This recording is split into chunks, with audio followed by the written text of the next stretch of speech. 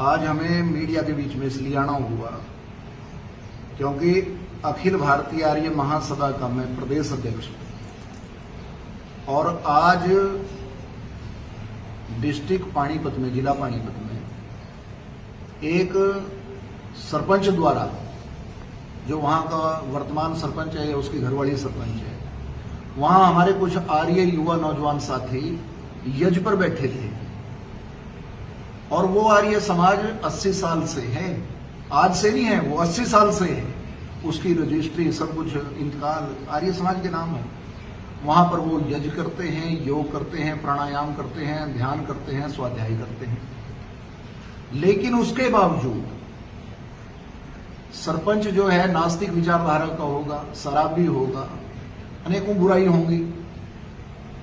उस व्यक्ति ने रविवार के दिन जब वो नौजवान यज्ञ पर बैठे थे तो वहां पर सरपंच ने, और पुलिस भी थी, पुलिस को, क्योंकि ये घटना कई दिन से चल रही थी, वहां पर पुलिस को बुलाया गया। मौके पर उसके कुछ साथी, सरपंच के साथी आए और यज्ञ पर बैठे लोगों को लाठियों से पीटना शुरू किया। इतना अत्याचार कभी हम पहले सुना करते थे कि राक्षस लोग हुआ करते थे, वो यज्ञ पर मांस डाल देते थे, मदिरा डाल देते थे और फिर ऋषि मुनि उनका विरोध करते थे।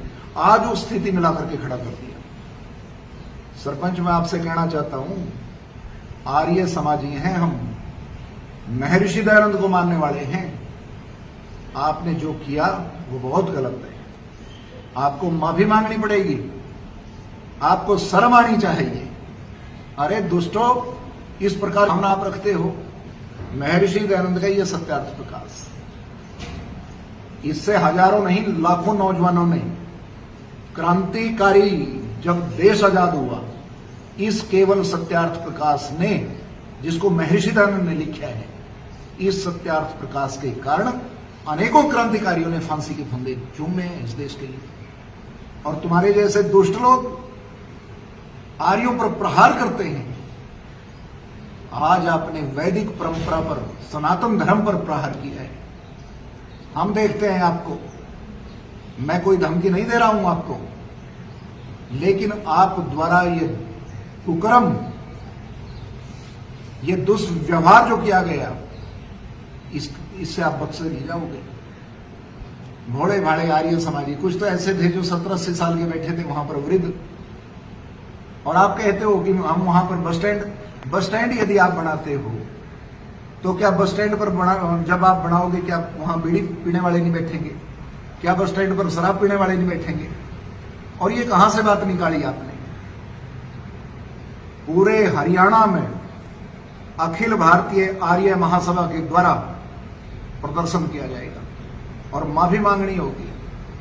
ये जो सत्यार्थ प्रकाश मेरे हाथ में है, इसको दुनिया ने, नौजवानों ने पढ़ करके अपना जीवन बढ़ाया है और आर्यों को इतना कमजोर समझते हो आप। आज सत्यार्थ प्रकाश में महर्षि दयानंद पढ़ लेना।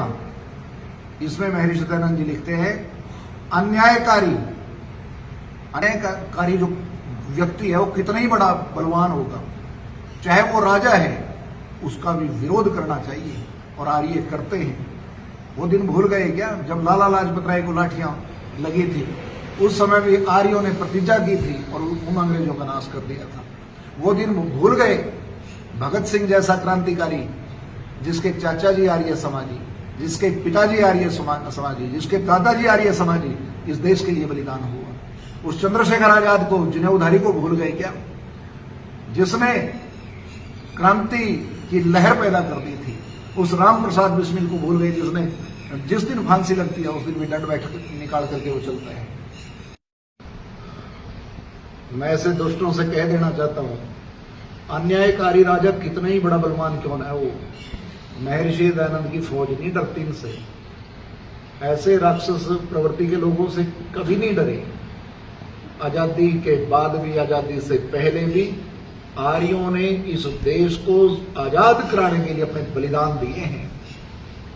और दुष्ट प्रवृत्ति के लोगों से कह देना चाहता हूं, या तो पूरे माफी मांग लीजिए, या फिर ये आपके खिलाफ जो आपने अश्लीलता बोली है, जो पूरे आर्य समाज को आपने अभद्र गाली दी है, जो आपने टिप्पणी इस प्रकार की है, आपके खिलाफ अखिल भारतीय आर्य महासभा मुख्यमंत्री जी के नाम और राज्यपाल जी के नाम ज्ञापन देने जा रही है और आपके खिलाफ मुकदमा दर्ज कराएगी, जो पंजाब से, हरियाणा से, उत्तर प्रदेश से, उत्तराखंड से आपको चारों तरफ से यातनाएं भुगतनी पड़ेगी, क्योंकि आर्यों को, श्रेष्ठ पुरुषों को जिस तरह से दबाने का प्रयास किया गया, उसके पीछे बड़ा षड्यंत्र भी हो सकता है।